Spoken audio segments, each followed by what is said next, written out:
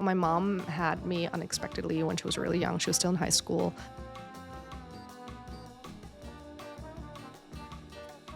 We were never like starving or anything, but you know, my mom was still in high school and then went to college, right? So like she wasn't earning any money for probably like the first, I don't know, 7-8 years of my life. And you're like 23, 24, why should I start thinking about retirement? I used to be that person. Decided to make a real hard pivot to tech, and I joined LinkedIn and realized I didn't really know anything about money, and I actually had a pretty bad relationship with money at the time. And so now being at a point in my life, in my career at age 30, where I do have the financial means to give back to my mom or like loved ones in general that way. It was one of those moments where like, okay, like this is like a true milestone for me.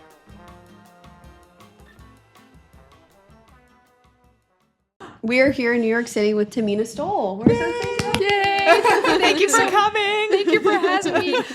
Thank you for having me. I've never been interviewed by 3 people at once, especially not 3 people who are related to one another. That's a first. Creepily so. A little daunting. We're all just staring at you. Yeah. I'm so excited though. I love this. Thanks for being here. I walked in, you were so welcoming. Like it was just like great start. Good. Thank you. I'm glad. And for our listeners, Thamina is an award-winning wealth strategist for women in tech. She's a real deal when it comes to finances in your 20s. So we're super excited to have her on. Yay, thank you so much again. My name is Elle. I'm Ava. And I'm Madison, and this is the 20-something playbook.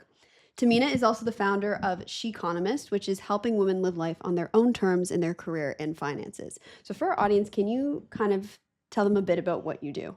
Yeah, absolutely. I always like to say that I'm a multi-passionate, like multi-hyphenate, right? I have so many different interests. So like by day, I work in big tech on the business side, B2B sales specifically. And by night and on weekends, I do a lot of advocacy work, speaking, advising in a women's economic advancement space, very passionate about the intersection of personal finance, entrepreneurship, personal branding, venture capital, angel investing, and really passionate about supporting women with radical career and financial self-advocacy. Really, that's what it boils down to at the end of the day. Yeah. Wow. Oh, Just that's all? Yeah, it's like a mouthful. Yeah, like, that sounds amazing. Love How it. did you get into that? Like, what was that journey like for you starting what you're doing? Yeah, totally. Great question. So actually, funnily enough, when I entered college, I thought I was going to be a journalist. Took a bunch of journalism classes, even like loved them. But then I was exposed to the world of tech, social media, entrepreneurship through my innovation entrepreneurship certificate at Duke, and decided, wow, this is so interesting. Also, like journalism was kind of like starting to like die a little bit back then. I was like, okay, I need a little bit more of a stable, lucrative career. So decided to make a real hard pivot to tech and joined LinkedIn in 2018. Learned a lot about business and sales and software as a service, digital advertising. And along the way, I realized, I was 24 when I joined LinkedIn, and realized I didn't really know anything about money, and I actually had a pretty bad relationship with money at the time. In my first job out of college, I was living paycheck to paycheck, did not contribute to retirement, did not save anything. Granted, I had a very like small salary. I think it was like $28,000 at the time, like annually. So like, living paycheck to paycheck was justified. But when I got the offer from LinkedIn and moved from Durham, North Carolina to Dublin, Ireland, I made a promise to myself that I would use this new chapter in my life, to build positive financial habits and started enrolling in all of the company benefits, like, company match for, retirement, employee stock purchase program. Really started to teach myself, the ins and outs of investing in the stock market. And that's how it all started. Wow. What would your advice be for someone who wants to do the same thing, like maximize the wealth that they have in whatever you were doing at the time you were working for LinkedIn? Yeah, no, totally. I think, and this is maybe something that is a little contrarian, but we see a lot of people nowadays in their 20s who suggest, hey, like go all in on yourself, like join that startup, do your own thing. And while I don't necessarily disagree with the notion of not taking that leap and like betting on yourself, I do think there is a lot of inherent value in joining a corporation, a big company, to establish credibility, build a network of really valuable, smart, accomplished people, but also take full advantage of corporate benefits that help you in terms of accelerating your wealth building. There's, like I said, company match, employee stock purchase program. There's so many opportunities to really, maximize your wealth building ability in your 20s. So definitely take advantage. And I think something that a lot of people don't do early on is really educating themselves on what is available. And it's something that, when you're like 23, 24, why should I start thinking about retirement now, right? I get it. I used to be that person, right? But at the end of the day, when it comes to investing, wealth building, time is your best friend. It comes to compound interest and taking advantage of that, what Albert Einstein referred to as the eighth wonder of the world. Time in the market, as in having your money in the market for a long period of time, is so critical when it comes to taking advantage. What advice would you give to 20-something who has money to invest but has no idea what they're doing when it comes to investing? Yeah, totally. Well, I do have a free ebook on my website. Amazing. ThaminaStoll.com/ebook. We can probably link to that in the show notes. We'll link in the show notes. Yeah, and it's literally, it's titled like what women need to know about investing. So it gives you literally like, it works a little bit on your mindset, but then also goes in nitty gritty details of like investing, stock market and whatnot. So definitely do that. But something else that I think is really, really helpful is kind of like reflecting a little bit on what is your own relationship with money. Is there maybe some, childhood trauma, like the way, our family, our parents, like dealt with like money issues and projecting them onto their children, and some issues like that in some instances that definitely has an impact on our own personal relationship with money, and like taking a step back and really reflecting on that I think is really, really important. But then also there's so many incredible people nowadays online that provide both free and paid resources, like there is a, Sim Carr from Girls That Invest, Tori Dunlap, her first 100K, Money with Katie. The list goes on and on and on. So many incredible free resources. Start following the people in the space, subscribe to their newsletters, listen to their podcasts, and just take it from there. And you'll see, which person resonates with you the most. Amazing. Great advice. So someone who's in a corporate job, I know there's tons of, like, I think most people are in corporate jobs. I feel like entrepreneurship is a bit less popular. For someone in a corporate job, what would you say to them so that they can maximize the benefits they're getting from their company? Yeah, no, totally.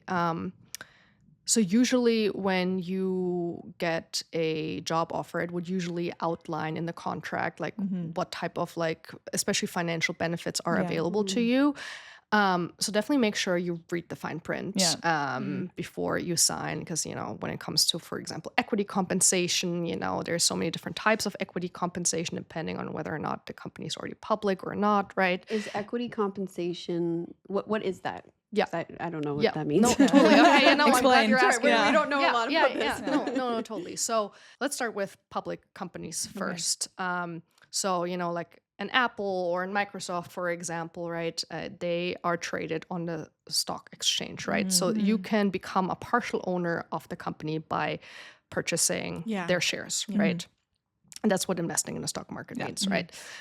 When you work for one of those companies, oftentimes they grant you something that is called RSUs, restricted stock units, which basically means on top of your salary, they're also giving you shares for serving as an employee for the company for a certain number of years.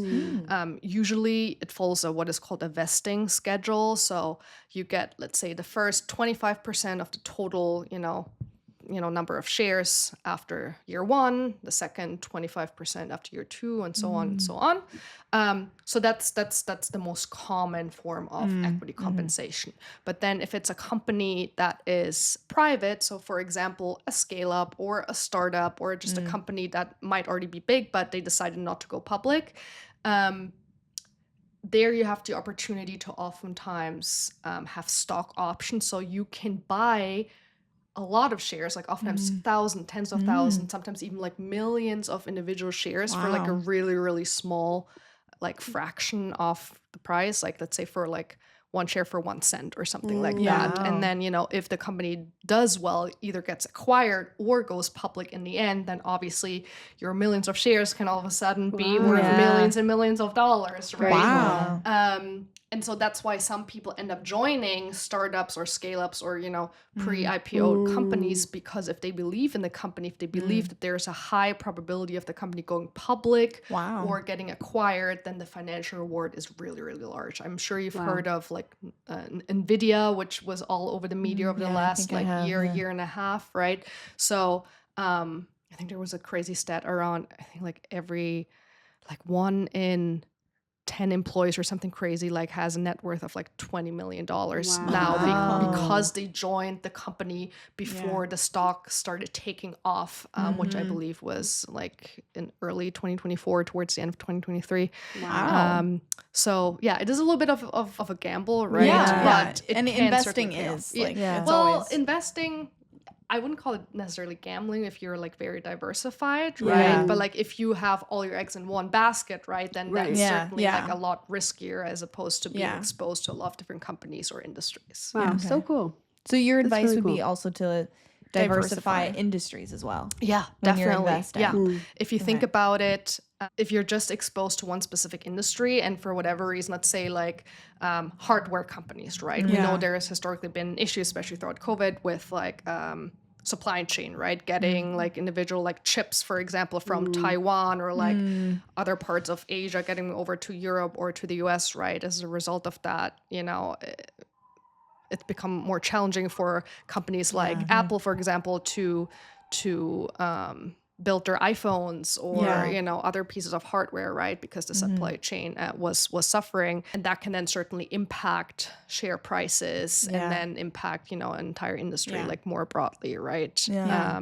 Yeah. So that's why the recommendation is to be diversified, because if one company or like one industry like goes down a little bit, there's like, I don't know, 10, 20 other companies that can kind of like balance that out. This might be a specific question, but in how many different industries would you suggest people invest to start? Like 5, 3, like what's your general recommendation? Yeah. So, I mean, my general recommendation would be there is an opportunity to pretty easily diversify in a bunch of different companies and industries by investing in what is called ETFs, exchange traded funds. So, oftentimes ETFs would have this broad exposure to, let's say, there is an ETF that tracks an index that is called, let's say, the S&P 500. The S&P 500 makes up the 500 biggest companies in the United States. So obviously you have a lot of the tech companies, but you also have like consumer companies like Coca-Cola, for example, or you have like a Walmart, like more like retail, or something in probably like what Procter and Gamble is probably also then there, like in a CPG space, right? So just purchasing one share of that ETF then all of a sudden gives you exposure to like these 500 different companies that probably represent at least like 10 plus different industries. Yeah. And would you recommend going with those bigger companies or trying smaller companies, or do you recommend both? Again, in favor of increased diversification, Yeah. definitely a mix, Yeah. right? Like there is also what we call like large cap, mid cap, small cap. It's a differentiation between like companies that are really big, like large cap, mid cap, like medium size. They still make like probably like multiple 9 figures in annual revenue, right? And like large small cap, like probably like, I don't know, like multiple 8 figures or something along those lines. But just like in terms of different categorization, which makes it a little bit easier to, again, be exposed to like different types of companies in terms of size, in terms of industry. Wow, very interesting. I'm going to ask some like a bit of a pivot from this, but that Yes, was really absolutely. interesting, and I feel like I learned a lot from that. I'm Yeah, glad. no, I seriously, I don't know much about all this No, stuff. this It's is kind of really like a good. foreign No, this is topic to great. me, so it's good. Yeah. What would be 3 words to describe your 20s? Ooh, that is a very hard pivot. Let's do it. My 20s were exciting. They were rewarding Nice. and confusing. Okay. Good. Wow. Why confusing? Why confusing? Because I felt like I entered my 20s as one person and came out as a completely different person. Wow. Yeah, definitely. I mean, I had the opportunity to live in 3 different countries throughout my my 20s, right? Like that in and of Which itself. countries did you live in? So I was born and raised in Germany, so lived there for the first 20 years of my life. Wow. And then spent some time there during COVID and like summers, right? Then did go to college in the US, lived there for 4 years. Then for my second full-time job for LinkedIn, moved to Dublin, Ireland. Wow. And then have been back in the States for now like almost 3.5 years. So Wow. it's been Was my that a goodness. difficult transition for you to come here and live here? I would say so, yes. I mean, Yeah. I was super excited about the opportunity, you know, getting the chance to study at a top 10 US university. Many people's dream. And it was like the best time of my life, like Yeah. for sure. Yeah. But, you know, English is not my first language, right? So like, I Yeah. definitely had a lot of like self-limiting beliefs and wasn't sure like, oh my goodness, like, am I like quote unquote like good enough like Yeah. to do well Yeah. at a university. It was so, you know, so Yeah. world renowned. Good for you for doing so you. well. Yeah, Thank you. It was seriously. definitely Girl. like pushed me out of my comfort zone. I would say Yeah. like especially the first 2 semesters were more challenging in that Yeah. in that Yeah. sense. But then over time, obviously my language capabilities improved and Yeah. I grew in self-confidence. I'd found my community. I'd kind of gotten Yeah. adjused to, you know, the cultural Yeah. nuances. It's so much work learning a language. Like, as people who Yeah. have tried and failed to learn languages, like, honestly, kudos to you. Thank you. Seriously. Thank you. And then Thank to you. move somewhere without fully being comfortable in it either, and then Yeah. learning Thank it. you. Cool, and now you're so knowledgeable, and it's all in English. That's like Yeah. what a huge accomplishment. Like, Thank Yeah. you. I appreciate Seriously. that. Yeah. Thank you. What Thank was you. that like how did you go from like the first couple of semesters like you know really adjusting? Was it the Right. culture shock that was hard? Was it like literally just everything, like foreign country, people, like the whole deal? Yeah, no, great question. I mean, we already talked about language. Culture was not as much of a shock just because I'd visited the US like a couple of times Oh, prior. yeah, I had yeah. participated in a student exchange program in high school. So I actually felt like I fit in really nicely in terms of like culture. That's but good.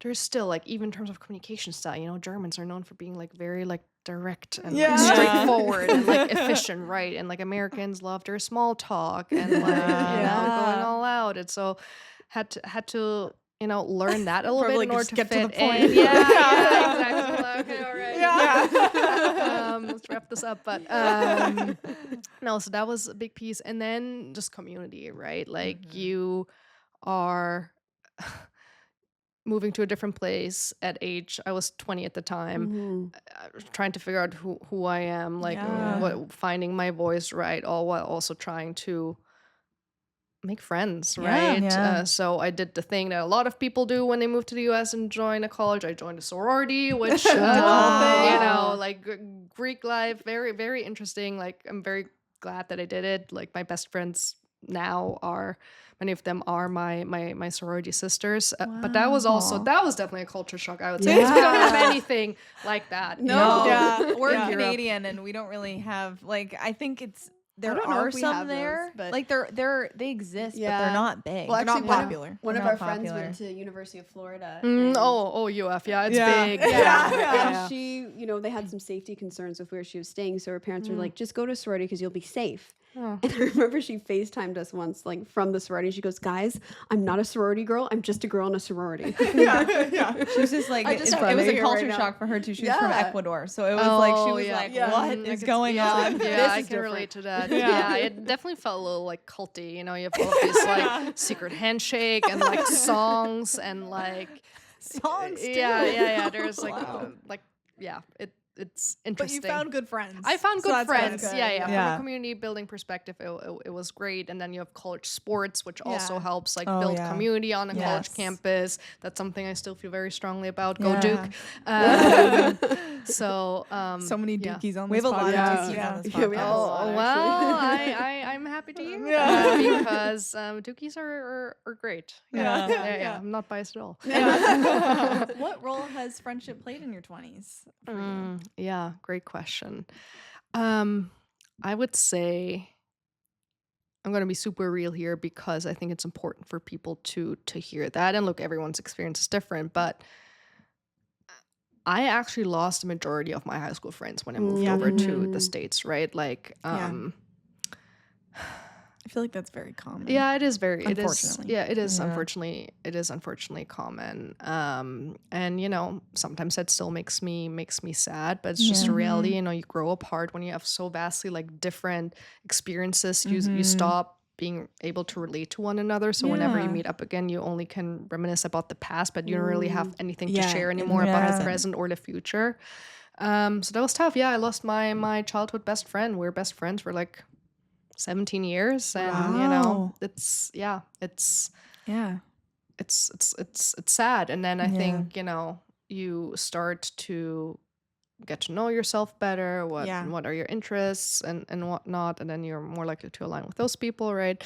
Yeah. And then I had another shift, and I also lost some friends from college, but I Yeah. always like to say, in order to make room for new people in your life, you unfortunately have to let go of some others. Yeah. And not that you're like proactively doing that. It's sometimes kind of just like happens very again, you grow happens. apart. But Yeah. the reality is you cannot manage like 300 friendships at the Yes. same time, No. right? Like it's just Yeah. The impossible. real ones that you connect with the most, I feel like, will Right. stick around. Yeah, Yeah. Yeah. totally. And I always recommend having like an inner circle or like a core group of friends. But then you also need different friends for different chapters of your life, Yeah. different purposes. I'm very involved here in the women entrepreneurial Yeah. environment here in New York. So I have those friends. I still have my college friends. I'm good friends with women in my building who are like completely Yeah. different, like different backgrounds, different Yeah. interests. And so Diversify your friend groups, like your yes, portfolio. yes. That's That's your our portfolio. that's our key theme: diversification. Diversification Yes. of Yes. everything. Yes. And then I wanted to ask you, I saw a LinkedIn post you did recently where you said you got to take you're getting to take your mom on her dream vacation. And you're very proud of it because you've Yes. worked very hard to get there. Can you tell us a Yes. bit about that story? Because I really liked it. Yes. Well, thank you for asking. Yeah. So quick backstory. So my mom turned 50 this year, and last fall I started to ask myself, okay, like what should I do? This is like obviously like a big milestone, right? Like I want to honor it in like a proper way. And so I came up with the idea of gifting her a surprise trip to Namibia, which had been like her dream destination for many years. And so I just pulled the trigger, like did that, like behind her back. She happens to work for a travel agency. So then I reached out to one of her coworkers and just like arranged everything. And then I flew to Munich, where I'm from, like the day before her birthday. We celebrated, the night before. And then after it turned midnight, I just like told her like, hey, you and I, we're going on a trip and we're leaving in 4 days. Let's start packing. And yeah, I mean, like the expression on her face, totally like priceless. I will have that memory for the rest of my life. Like a mix of shock, overwhelm, excitement. It was just so cute. And yeah, then we went on that trip and it was truly magical. Like, I don't know, Namibia, you heard it here first, maybe one of the most beautiful or the most beautiful country I've ever been to. Wow. Really. Where is it located? I've never heard of it. Yeah, it's in southern West Africa. So it's like north of South Africa and west of Botswana. Okay. Yeah. Wow. It's straight out of Lion King. Like we did the whole Oh safari my thing. We God, rented a car, did a beautiful. round trip, drove from one lodge to the next, and Oh the my God. country so diverse in terms of like flora and fauna, and it was just magical, truly magical. So beautiful. Yeah. And I remember you sharing a bit on LinkedIn on why it was so important to you that you got to get her that trip. Yes. And can you share a bit about that as well? Yeah, totally. So, my mom had me unexpectedly when she was really young. She was still in high school. And so, as you can imagine, I mean, we had amazing support from my grandparents. Like without them, like I wouldn't be where I am today. Like truly incredible. So like we were never like starving or anything, but my mom was still in high school and then went to college, right? So like she wasn't earning any money for probably like the first, I don't know, 7-8 years of my life. So everything that she had, child support and like the support she got from my grandparents, like went straight back into me and my little brother. And so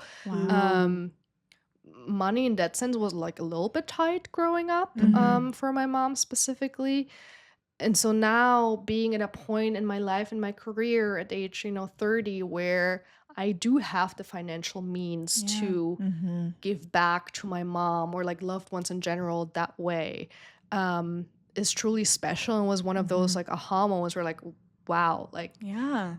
And I this is made it incredible. moment. Yeah, sort of like I made it. Yeah, it was one Yeah. of those moments where like, Yeah. okay, like this is like a true milestone for me, Mhm. because this trip like wasn't, not horrendously expensive, but Yeah. it was money, right? Yeah. And it's not necessarily something that my mom could have easily afforded. So Yeah. Yeah. yeah, How definitely beautiful is important. that? Thank Yeah, you. I love That's that. amazing. Love That it. is Love absolutely it. beautiful. And another little pivot. I just wanted to go back Yeah. to university quickly. Yes. What did you study in university, and did that Yes. apply to the jobs you did after? Yeah, great question. So I'm going to prepare. It's a mouthful. So Go ahead. I majored in political science, and then at Duke we have this thing called certificate programs, and the certificate is less than a major but more than a minor. So I did two certificates, one in policy journalism and media studies, and the other one in innovation and entrepreneurship. Wow. Yeah, and so again, entered college thinking I was going to end up in journalism, hence the Yeah. journalism Yeah. certificate and the political science major. Yeah. But left ending up in business and Yeah. big tech, right? Yeah. So Yeah. it's also something I want people to know. Just because you commit to a certain, major or field of study in university Yeah. doesn't mean you're like Yeah. married to that Yeah. field or, Yeah. profession for the rest of your life. I would even Yeah. argue that most people I know who are like my age, late 20s, early mid 30s, they studied something that has absolutely nothing to do with what they Yeah. do today. And I think there's a lot of pressure on young people nowadays when they enter college that they need to have this like 5, 10, 20-year long plan. Yeah. And like if they commit to a certain major, like you're locked in for life basically, Yeah. right? And I Yeah. want to take that pressure away, because Yeah. you're allowed to evolve, you're allowed to discover yourself, to find your voice and find what you're truly passionate about in Yeah. life. Would you say LinkedIn played a big role in like using LinkedIn played a big role in getting the job in LinkedIn? Like a lot of people talk about optimizing their LinkedIn profile nowadays. Like how did you go from, working a job, your other job before LinkedIn to LinkedIn? tech. Yeah. No, it's a little bit meta here. Like, yeah. No, but it's a good question. Like, so for me, I was very passionate about joining LinkedIn as an employee because I had firsthand experience with how powerful the platform had been. I had landed Right. 2 part-time jobs and some mentors because of LinkedIn. And so when I applied to join tech companies, which, was kind of like trying and not putting my eggs in one basket, so I applied like everywhere. But I remember it was pretty straightforward. It was like an easy apply for the job at LinkedIn. And they were looking for someone who was like fluent in German. It's like, oh, that's me. And like I had a complete profile, that's for Yeah. sure. Yeah. But Yeah. like oftentimes when you like hit all of the qualifications, and like a recruiter would reach out to you if they feel like, okay, this could be a potential good fit, and then they jump on an initial like recruiter screening call with you. So that's pretty much what happened. Like without Wow. really like knowing much about the Yeah. specific role or the team. It just sounded like, okay, I checked the boxes. I applied, and about 3 Yeah. weeks later, a recruiter reached out to me, and the rest is history. Yeah. Wow. So cool. I love that. Thanks. Yeah. And I also, sorry, I wanted to go quickly back yeah. to that transition for you coming out of university and then getting into tech. Like, what did that look like for you? Yeah, especially with your Was- major being something so Yeah, different. like, what was there things you had to do to get experience to work at the tech Right. company, or did Right. they teach you how to Yeah. do it? Like, what did that look like? And how did it make you feel too? Because I can imagine, these days people in the job market are just so lost and Yeah. confused.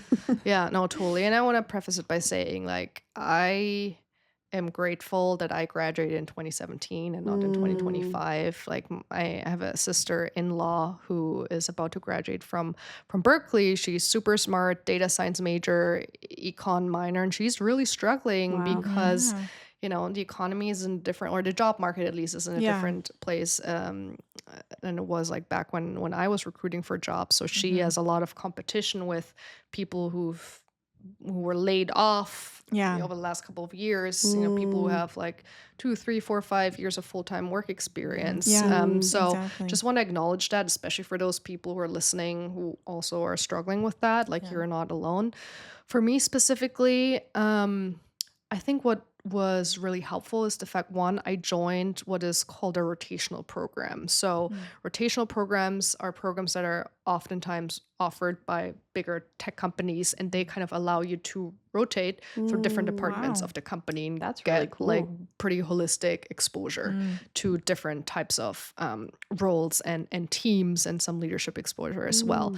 So because of that, it was kind of like I was trained on the job. So they were really looking for people with like potential and people who had previously demonstrated like leadership experience and like being, go-getters. So it was really mainly my summer internships that I had done in college, any part-time jobs, and any extracurricular activities, like clubs I was a part of, and demonstrating throughout the interview process that like, okay, like I have potential. Yeah, that sounds awesome. That's incredible. Yeah. Is that something that you got through school, like afterward? That I can't. Yeah, where do you find that? What was it called? Sorry, The rotational program? Yeah, rotational program. Like, how did you find that? The specific one that I ended up joining, I found on LinkedIn. On LinkedIn. For Okay, LinkedIn. okay. Yeah. But like, Plug. So people you can would look find- there on LinkedIn. Yeah, Okay. you would fabulous. find that on like Okay.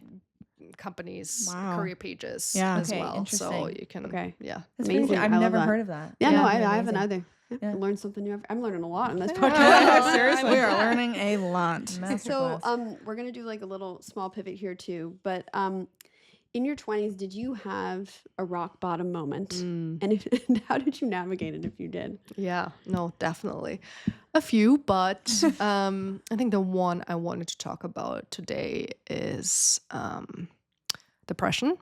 So it was interesting because at the time after I'd moved to Dublin for my job at LinkedIn, like the first couple of months were super, super exciting, like new country, new company, new people, Yeah. new everything, right? But then after a couple of months, probably like 6 to 9 months in,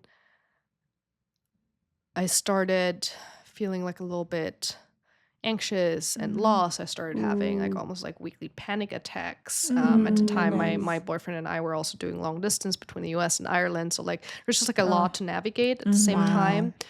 But what struck me, looking back was really like on paper, my life looked perfect. I just graduated from top university, landed a job at a very prestigious company, was like making like for my age, like decent enough money, right? Being surrounded by really smart, kind, talented, fun people.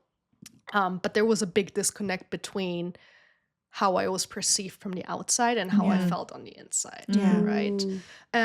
And that actually triggered a lot of guilt for me because, again, like I was such a privileged position, right? Who am I to complain? There are millions and millions of people who would want to be in my shoes, right? So for a long time, I was suffering in silence.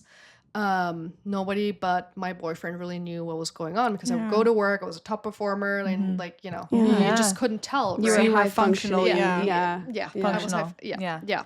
But then over time, I started opening up gradually, talking with some of my girlfriends, and then eventually launched my first podcast, Fem Hive, where I started opening up about my mental health struggles, and then it really resonated with a lot of women. Wow. And it turns out a lot of them were going through something similar, like for me, it was definitely a depression, and I was seeing a therapist at the time. Other people Good. refer to it as like post-graduation blues, post-graduation depression, because I think at the end of the day, what's really challenging for young people is, up until you graduate from university, you have a pretty pre-established life. Like, like after first grade comes second grade. Yep. After middle It's all school comes planned high out. school. It's all Yeah. planned out for you, Yeah. right? But once you graduate, all of a sudden you have to You're on your own. You're on your own. You have to make Yeah. up those milestones on your own, and there's nobody who really taught us how to do that. So I felt like, my college was like, oh, like here's your degree and an adult salary. Good luck out there, right? Yeah. And so I was really struggling with that, identity, friends being far away from friends, Yeah. from my partner, and also realizing that the corporate world was definitely not quite as glamorous as it was made out to be. Oh my god.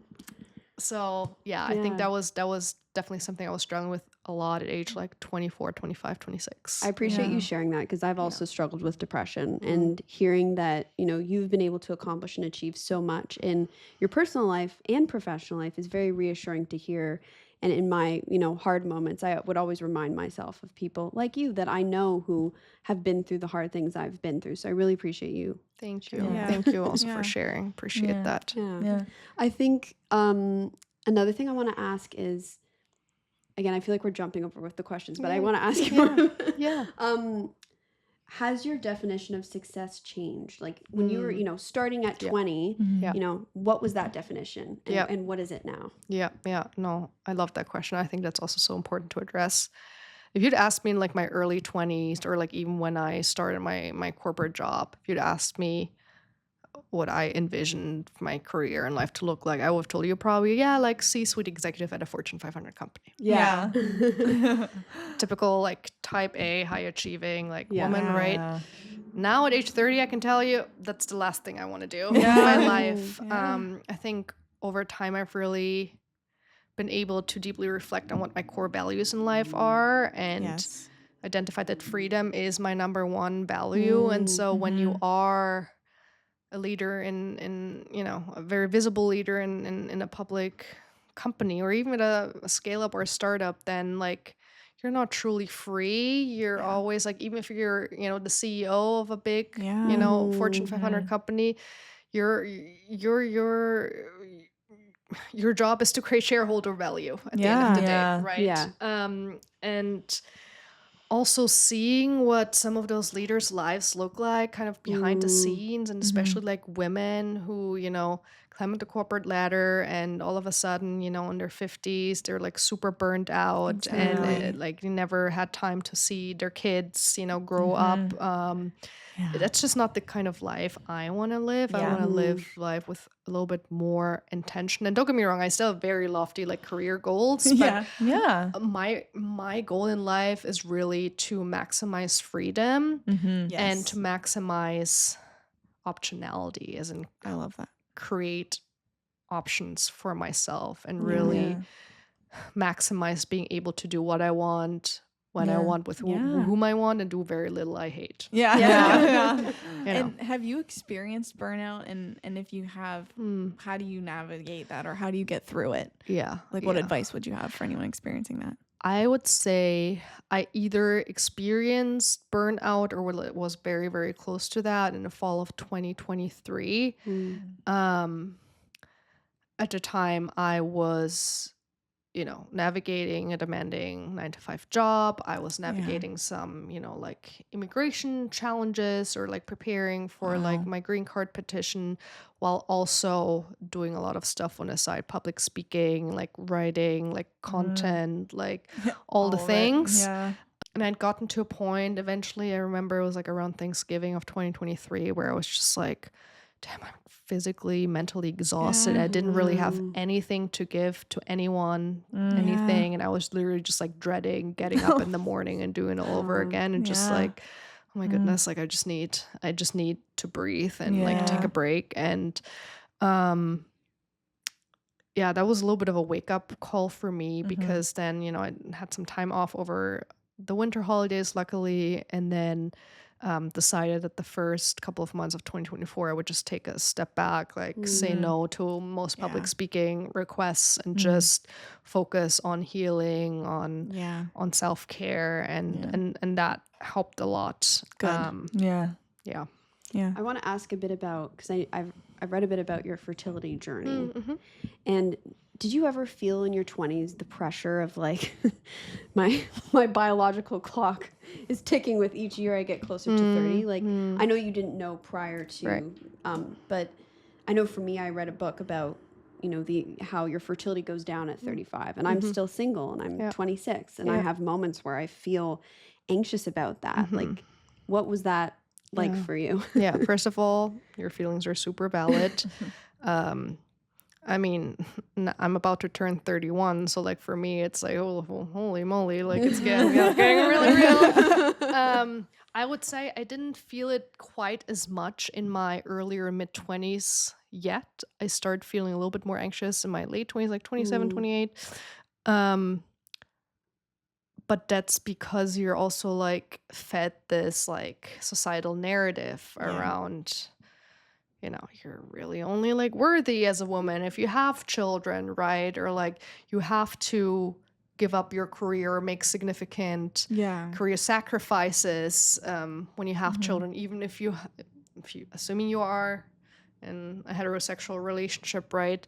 And even if you have a very responsible, mature, emotionally intelligent, and just like great male partner, at the end of the day, like they'll never, no matter how many diapers they change or how many times they pick up the kids from school, they'll never be able to compensate for the physical, emotional, like hormonal, sacrifices like women menstruators have to make when they have biological children. So it's something that I've always been a little anxious about, just because I knew that at some point I was gonna have to face those realities. And yeah, now at age 31, it's like, oh man, like I feel like I'm not ready yet. But then also everyone tells me like you'll never feel truly ready. So That's true. Yeah. I think it's a little unfair that we as women like have that added pressure, and like even thinking about how that impacts the way we date and like we, engage in romantic relationships. Yeah, you're definitely not alone. I will say you thinking about that and like even just educating yourself on like fertility, I think you're probably ahead of the curve. I wish that at age 25, 26, I had known what I now know about fertility, infertility, like egg freezing, IVF, all of that.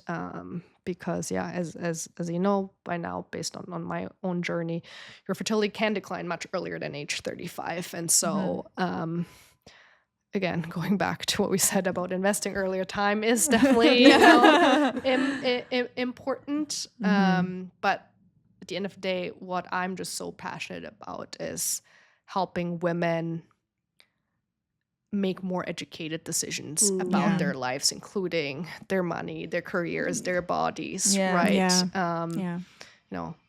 Decisions based on science, based on self-advocacy. By no means do I say that like every woman is supposed to have children or want to have children, right? But what I am fiercely passionate about is women putting themselves in a position where they can maximize all of their options, right? Like even if you're not sure if you want to have children ever, like again, it's your prerogative, you don't have to have children, right? But if you're even considering it, like even just like a slither, like 1%, that means a lot. And you have the opportunity to freeze your eggs because it is a corporate benefit, for example, then please take advantage, because you don't want to put yourself in a position where later on you have to ask yourself, oh, what if, or were you going to have regrets? 100%. You don't want to eliminate that option. And I've heard a lot about women who, didn't maximize their benefits and options, and later in life, it becomes a real devastating thing for them to go through. So I appreciate you sharing that. No, totally. It's a good thing to be aware of. 100%. Yeah. It's such a, like, being single at 26 for me is like such an anxious feeling, which is like, I think also partly like, I know your mom was a young mom. My parents were young when they got married. Like they were like 25, which is like pretty young for, and so when I was 25, I had a moment where I was like, like, not that I want to be married, and, but it's like, like you talk about with societal pressures and expectations, it's a lot to navigate in our 20s.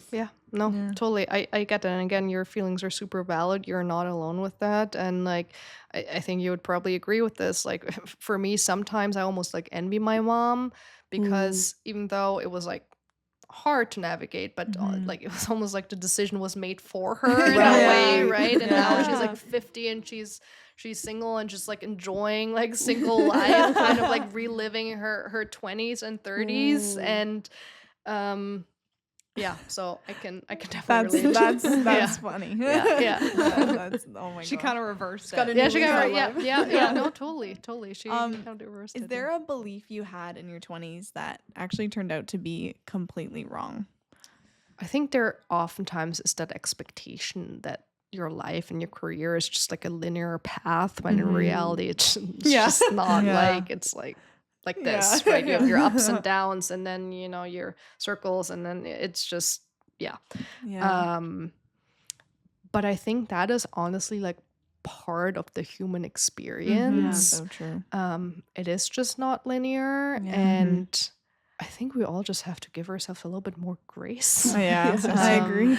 Again, like type A, high achieving, like smart women, all of us here at the table, like it's hard and easier said than done. And there are those days where you're just like, oh my goodness, like I what am I even doing? Yeah. Right? It's true.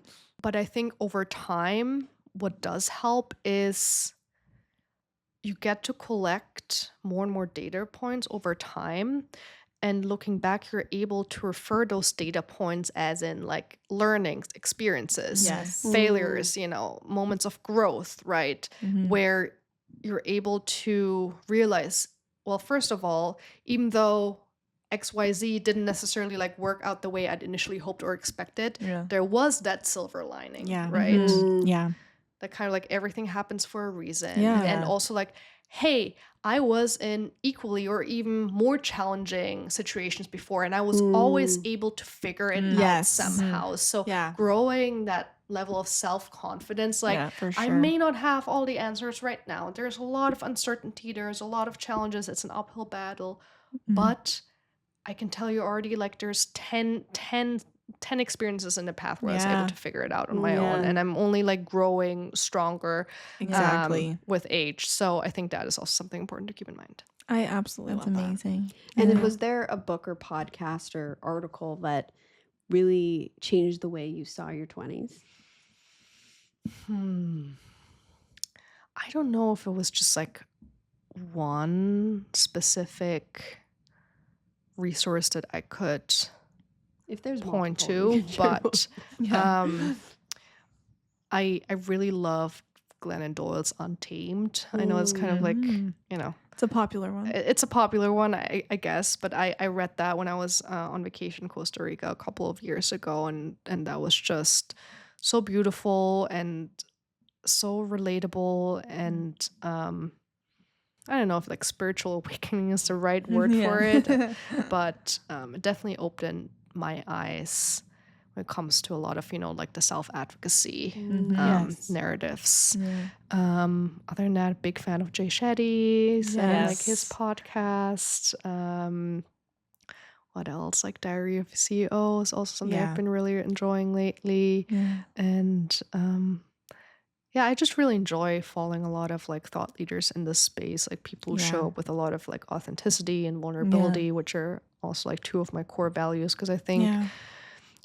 if us showing up authentically and vulnerably helps just one person feel less alone, and it's already Yes. worth it. That's It's how so I true. see when I share about fertility or mental health or immigration challenges or like Yeah. identity crisis, right? Yeah. Like I often get the question like, Thamina, how are you able to share all of that like on LinkedIn or like so like publicly? And like Yeah. always give them the same answer. Like if it helps just one person Exactly. feel seen, feel heard, then it's already Yeah. worth it. And based on like these kind messages I receive from women all over the world every Yeah. single week, I know what I share matters. Yeah. And that's kind of what keeps me going. Yeah, for sure. amazing. I It can takes so totally much feel that as well. bravery as well to share Thank that you. stuff. So Yeah. seriously, like you should be proud of yourself. Yeah. Thank you. Yeah. I appreciate Yeah. that. Yeah. Thank you. We're Hopefully. fans over here. So Yeah, Yeah, yeah. so true. I see her on LinkedIn all the time and I'm like, yay. Yeah. Oh, thank you. Thank I you. appreciate Yeah. that. The last question I have for you is what's one financial lesson, big or small, you wish you'd learned sooner in your 20s? I learned sooner. I think for me, I knew on paper what compound interest was because like I probably learned about it at some point in school, but it was very theoretical and not really applicable to, my real life. And once I started fully grasping the power of compound interest, probably at like age 24, 25, I had this like big like aha moment when I started playing around with compound interest calculators and like just like playing around with the numbers and plugging in, okay, if I invest $100 more per month and for 5 more years or 10 more years, like how would the total number I would have like 30, 40 years later like change? And once I understood and got a feeling for the numbers, I was like, wow, why did I not start investing in kindergarten? like again, like So much we time. all need to give ourselves some grace. But one of the first things I did when my little cousin turned 18, I was like, we're gonna set up a brokerage, like investment brokerage account for you. I'm gonna give you $300 and we're gonna invest that now, and you're That's a gonna good cousin. contribute $25 like every or 25 euros in her case, like every single month. So by the time she is 24, 25, which is when I started investing, she already has like a massive head start. So Wow. That's amazing. Yeah. And just quickly, how do you explain compound interest for someone who has no idea what that is? Okay, compound interest, think of it as a snowball. Okay. Right, so you start with a small little ball that you form. You get some snow from the ground, you put it in your hands, and you form a snowball. It's like maybe the size of, I don't know, like an orange, for example. And then you let it roll down a hill or a mountain, and then obviously it picks up more snow over time, right? And by the time it arrives at the bottom, all of a sudden it's just like this huge snowball, right? So that's basically what compound interest is. You invest, let's say $100, and then over the course of a year, let's say you get 10% interest, like simple math, right?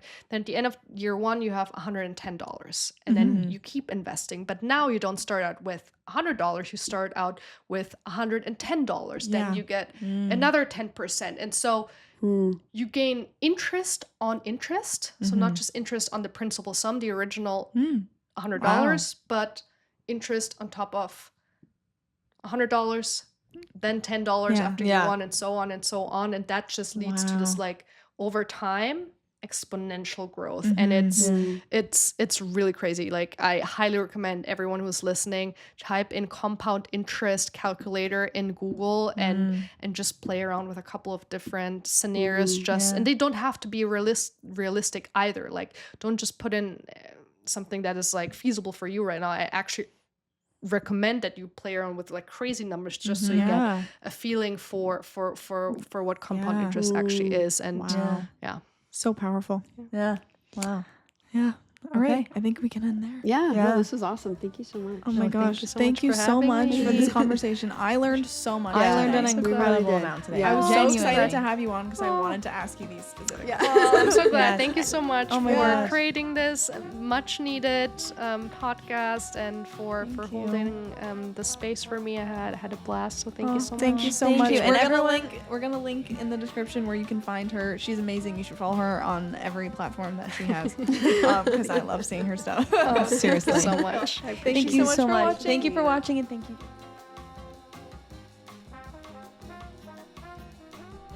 We stayed in the beautiful Westgate, New York Grand Central for the duration of our stay, and it was really fun. The Westgate treated us to a cozy room and a beautiful boardroom to film in, and the location was just spectacular. If you're headed to New York and want a place that brings both comfort and charm, hit the link in our show notes and treat yourself to a stay at Westgate, New York Grand Central.